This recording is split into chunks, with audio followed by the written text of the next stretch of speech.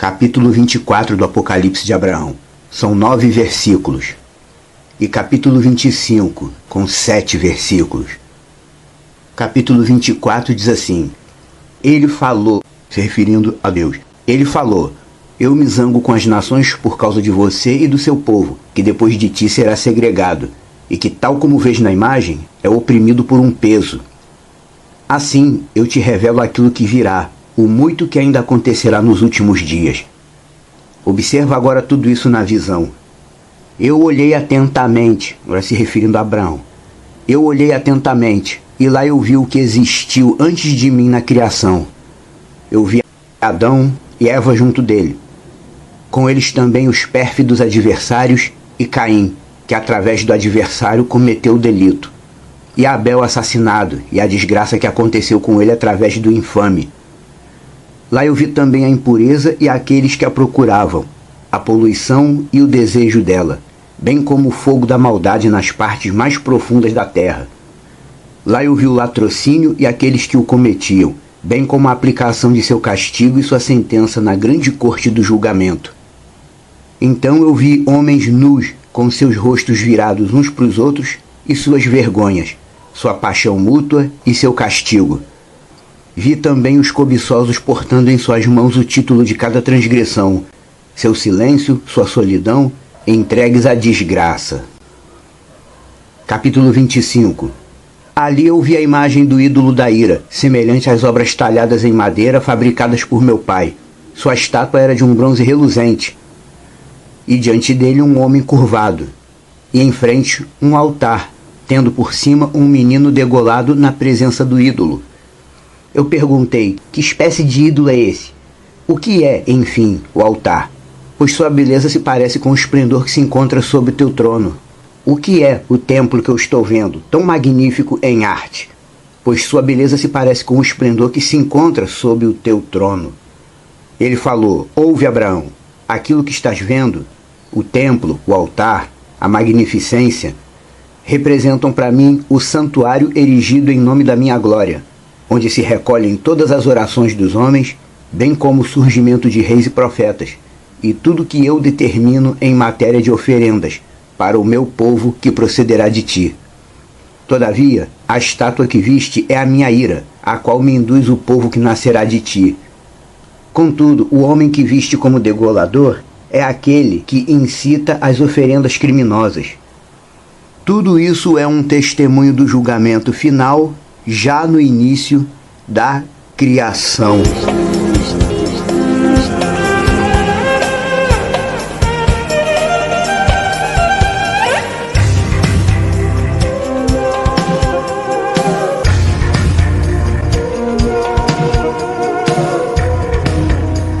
O Apocalipse de Abraão é um dos melhores textos de fora da Bíblia para nos ajudar a compreender a fundo os acontecimentos da história do mundo. Desde o começo desse livro até agora, vimos Abraão convivendo com um pai idólatra e testemunhando a morte dele. Vimos o Deus vivo escolhendo e chamando ele e mostrando a ele, em visões, as verdades como elas realmente são. E não mostrou a Abraão só as coisas bonitas. E essa é justamente a maior marca do quanto esse texto é verídico. Geralmente, textos apócrifos, narrativas criadas por homens comuns que não são profetas, tendem a mostrar tudo com um cenário lindo, bonito, cheio de magia. Mas o Deus Criador mostrou a Abraão a verdade, como ela realmente é. Um ambiente moralmente desfigurado. É isso que esse mundo é. Um ambiente desfigurado, dominado pelo que tem de pior no ser humano. Sem a menor intenção de esconder nada de Abraão, Yah mostrou a ele a derrota do homem, a grande derrota do homem, que é o pecado. E isso logo no início da criação. O capítulo 24 nos mostra que, através dessas visões que Deus deu a Abraão, ele teve a compreensão geral a respeito do pecado. Na Bíblia nós lemos que quem é de Deus vence o mundo. Mas a gente só aprende realmente a vencer o mundo quando a gente consegue enxergar o mundo como ele realmente é. A Bíblia não foi escrita para ser apenas um monte de palavras motivacionais. Porque está escrito que quem é de Deus vence o mundo, então eu já venci. Não, a gente só consegue começar a entrar nesse conceito de vencer o mundo quando a gente entende o mundo. Porque vencer o mundo não é vencer na vida, arrumar emprego, morar bem. Não, vencer o mundo é no sentido espiritual, se livrar do domínio do pecado. Esse mundo não é algo que a gente deveria desejar tanto. Eu quero ficar aqui até os 100 anos. Não é o tipo de coisa que a gente deva ter orgulho. Eu tenho orgulho de estar aqui nesse mundo. Enquanto estamos aqui, precisamos adquirir conhecimento e compreensão para conseguir lidar com o mundo. Assim a gente consegue vencer o mundo. Tudo que Abraão contemplou na visão do capítulo 24, desde o versículo 4 ao 9, só vem mostrando todo o processo de decadência espiritual do ser humano, desde o assassinato de Abel até hoje em dia. A decadência do homem não foi só moral ou cultural, a decadência foi espiritual. A gente vê no texto Iá chamando Caim de pérfido. Pérfido quer dizer o quê? Traidor, traiçoeiro. Yohanan, chamado apóstolo João, escreveu dizendo que Caim era do maligno. E Judá, o Judas da penúltima epístola antes do Apocalipse, ele também se refere a Caim como alguém maligno. Só que o cristianismo de hoje em dia está distorcido. Recentemente o líder do catolicismo, o chamado Papa, ele disse: Caim é nosso irmão. Só se é irmão dele, porque Caim era do maligno. O mundo material regrediu tanto em matéria de pecado que nem os pregadores do cristianismo já não são mais como antigamente. No versículo 9 do capítulo 24, Abraão diz que viu na visão os pecadores portando em suas mãos o título de cada transgressão. Eles carregam consigo o orgulho de serem pecadores. E isso hoje em dia está estampado nessas marchas de orgulho que tem por aí. O pessoal tem orgulho de ser pecador. É isso que o mundo vem ensinando para as pessoas. Tenha orgulho de ser o que você é, mesmo que todos digam que você está errado. Isso daí está totalmente fora do caminho de Deus. Iá disse para Abraão no início do capítulo 24 o seguinte: o teu povo é oprimido por um peso. O pecado é um peso. O que é o pecado? O pecado é uma força, uma energia espiritual que se apega à pessoa. Ao estudar os textos sagrados em conjunto, tanto a Bíblia quanto os que são fora da Bíblia, reconhecidamente sagrados, a gente consegue ter uma visão geral do que é o pecado. O pecado é uma energia que se apega à pessoa. Todo pecado que a pessoa pratica marca espiritualmente a pessoa. Toda vez que você peca, o pecado fica estampado em você como uma marca espiritual. Uma marca que você mesmo não vê, mas que fica visível em você, para todos os seres que compõem o mundo espiritual. Entre anjos e demônios, e até mesmo para o próprio Deus eterno, todos eles enxergam nitidamente quem é de Deus e quem não é. O pecado deixa uma marca espiritual na pessoa. E é justamente com base nessa premissa que a gente lê a respeito da Saraate, que chamam de lepra no texto brasileiro. A Saraate era a presença física do pecado na pessoa. Tanto que a gente lê na Bíblia que a Saraate não dava só na pele da pessoa, dava também na casa da pessoa e na roupa da pessoa. A Saraate não era uma doença, não era a lepra, não era a hanseníase, como o pessoal fala. A Saraate nada mais era do que uma consequência visível do pecado na raça humana. O texto do Apocalipse de João mostra que o Deus Criador colocou uma marca espiritual em quem é dele, que no texto é chamado de o sinal na testa. Anjo, não faça mal a todos os humanos que você vê, mas apenas aqueles que não têm o sinal na testa. E a marca quem é dele. E como Satã é imitador do Deus vivo, ele também marca quem é dele. Também coloca sinal em quem é dele. A diferença é que Satã às vezes se utiliza de sinais físicos, coisas que são típicas do sugestionamento dele, como piercing, alargador, terceiro olho, tatuagem, utensílios místicos, coisas que o ser humano não precisa ter, mas sente falta. Os filhos do mundo, se eles não colocarem essas coisas, eles sentem como se eles não fizessem parte do mundo. Vê como é que o conceito é maligno. A pessoa dominada pelo peso do pecado, para o nosso Deus, é como se ela estivesse literalmente coberta por uma energia maléfica. Porém, quando você invoca o mérito de Yeshua HaMashiach, ele te cobre. O termo original é capará, cobertura.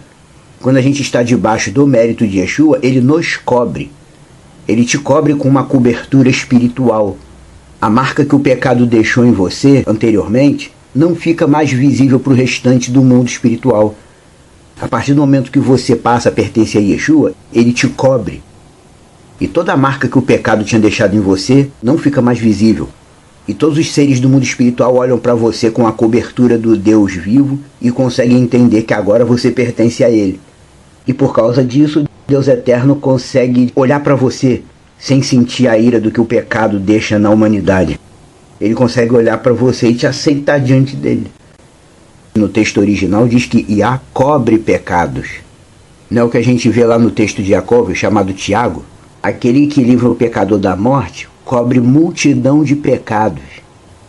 O pecado é como se fosse uma sobrepele espiritual que se apega ao humano e o faz deteriorar espiritualmente, gradativamente, dia após dia. Uma pessoa com muitos pecados em aberto diante do Deus Iá, sem colocar diante dele, sem buscar perdão, sem buscar a cobertura dele, a pessoa vai acumulando pecados e vai se deformando espiritualmente a cada dia diante dos olhos dele.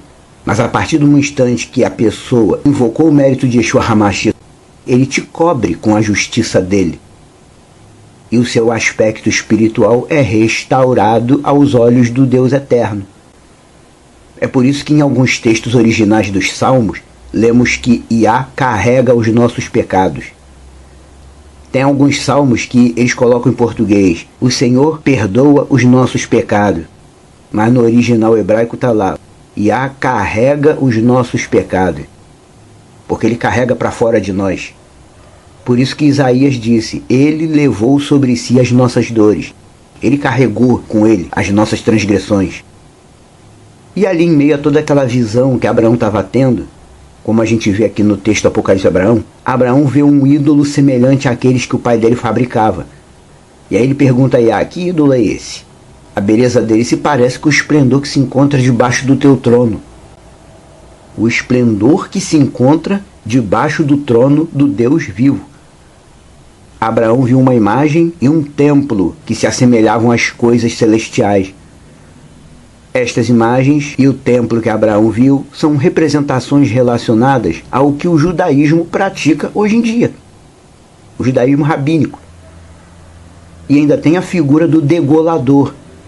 Capítulo 25, versículo 7. O homem que viste como degolador é aquele que incita as oferendas criminosas. O degolador se refere ao sacerdote. Só que esse sacerdote, ele não é legítimo. Ele não é autorizado.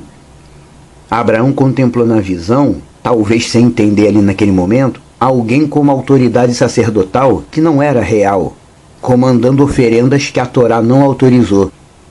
É o que acontece hoje em dia no judaísmo rabínico. Não está inserido naquilo que Iá instituiu. Suas oferendas são criminosas porque a partir do momento que Yeshua morreu na estaca romana, Iá parou de aceitar oferendas de abate de novilho. Ele não aceita mais isso. E o próprio Talmud, que é a base religiosa do judaísmo atual, depõe contra eles nessa questão. A gente não precisa do Talmud para nada, mas existe uma passagem no Talmud que diz que a partir do ano 30 o fio escarlate parou de ficar branco e os sacerdotes começaram a ficar preocupados. Por que diz isso? Porque essa coisa de fio escarlate ficar branco faz parte de Yom Kippur, aquele dia anual onde o povo de Israel busca o perdão de pecado da parte do Deus Iá. O sacerdote intercedia pelo povo, etc e tal, colocava o fio escarlate lá. Aí, se Yatzvaot aceitasse perdoar o povo, o fio escarlate ficava milagrosamente branco. Mas a partir do ano 30, quando Yeshua morreu na estaca romana, o fio escarlate simplesmente parou de ficar branco. Iá não aceitava mais isso. Parou de aceitar isso. Foi nesse período da história que a classe religiosa de Israel começou a pensar no que fazer, e aí eles oficializaram a decisão de que a partir dali Iá tinha feito uma substituição. As oferendas de abate estavam sendo substituídas oficialmente pelas rezas que eles criaram. E é assim até o dia de hoje. De repente, dentro da história religiosa de Israel, os sacerdotes deram lugar aos rabinos. O rabinato de Israel se estabeleceu como a cabeça da religião nacional. Criou um monte de normas legalistas, e ultrapassou todos os limites da Torá. Depois de tantos anos de castigos e exílios e tanta mistura ocorrida dentro do povo israelita, instituíram uma tradição nova chamada de Talmud. A base deles era para ser o que a gente chama de Antigo Testamento, mas a base deles é o Talmud, que nada mais é do que a oficialização de tudo aquilo que Yeshua combatia. Yeshua combatia os preceitos inventados pelos homens, que tinham aparência espiritual, mas eram meras inserções culturais sem valor para Deus.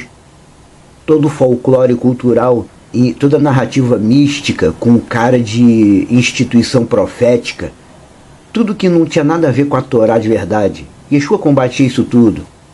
O Talmud abraçou isso tudo. Do primeiro século para frente, todo o folclore religioso que o povo simpatizava se tornou oficial. Oficializaram o folclore religioso. E quanto a isso, o nosso Deus, ele diz aqui no texto Apocalipse de Abraão, como a gente vê no versículo 7, capítulo 25, ele diz: tudo isso é um testemunho do julgamento final, já no início da criação. E aí a gente vê o texto falando sobre o ídolo que provoca a ira dele. Esse ídolo que provoca a ira dele é uma espécie de referência profética ao chamado anticristo que está para se manifestar no futuro, no qual Israel estará pensando que estará agradando ao seu Deus, mas na verdade estará dentro de um engano que Iá colocou diante deles, para que eles pudessem aprender de verdade a entender as coisas de Deus, nem que fosse pela dor. Mas isso não vai acontecer porque o nosso Deus perdeu o controle de tudo, não. Iá enviou esse acontecimento porque assim ele mostra claramente como o ser humano é equivocado em suas certezas. Às vezes a pessoa precisa cair para aprender. O atual Israel lá do Oriente Médio acha que está no caminho certo, fazendo a coisa certa. Eles realmente acham que estão obedecendo a Torá, mas a Torá foi toda modificada. O excesso de certeza deles não lhes permite enxergar o quanto eles estão fora da verdade do Deus Criador. A maioria dos judeus atuais está caminhando no escuro. Eles citam conceitos corretos, mas interpretam esses conceitos de forma errada. Eles seguem normas de homens como se fossem preceitos celestiais, idolatram os rabinos famosos e promovem festejos aos pés de túmulos de heróis bíblicos. De lá para cá, tudo de ruim que vem acontecendo com eles é parte integrante de uma grande rede de punições e castigo que Israel vem recebendo porque está merecendo. Incluindo aquele episódio que hoje nós chamamos de Holocausto, que umas pessoas dizem que aconteceu, outras dizem que não aconteceu. É certo que aconteceu. Estava profetizado. Como assim estava profetizado? Estava profetizado. Deuteronômio 28. E antes que alguém diga que eu estou falando besteira, existe um rabino que é até relativamente famoso dentro de Israel, chamado Amnon Yitzhak. Eu já vi uma explanação de Amnon Yitzhak na internet, onde na reunião que ele estava fazendo, alguém perguntou a ele: por que aconteceu o Holocausto? Deus esqueceu da gente? Ele, como rabino israelita, ele falou: não, o Holocausto foi a consequência direta de Deuteronômio 28. Ele, sendo israelita, falou: porque Iá disse, se vocês não se preocuparem em guardar meus mandamentos, obedecer minhas palavras, vai acontecer isso. O Holocausto faz parte dessa rede de punições. Tudo que vem acontecendo com Israel nesses últimos séculos é cumprimento de tudo aquilo que o nosso Deus já falou lá atrás, por meio de Moisés, dos profetas, Enoque, e também por meio de Abraão, aqui através desse texto, Apocalipse de Abraão. Entenda uma coisa, não tem como consertar essa situação israelita com pregações evangélicas, missionários indo para lá. Só na vinda de Yeshua HaMashiach é que esses erros de Israel serão finalmente corrigidos da maneira correta. Amém? No próximo segmento, capítulos 26 e 27, Yahweh, Deus Eterno, volta a falar sobre o sentido da predestinação. Ou seja, assim como ele determinou a formação de seu povo Israel, também determinou o tempo certo para Israel colher o que plantou e ser restaurado antes do restante das nações.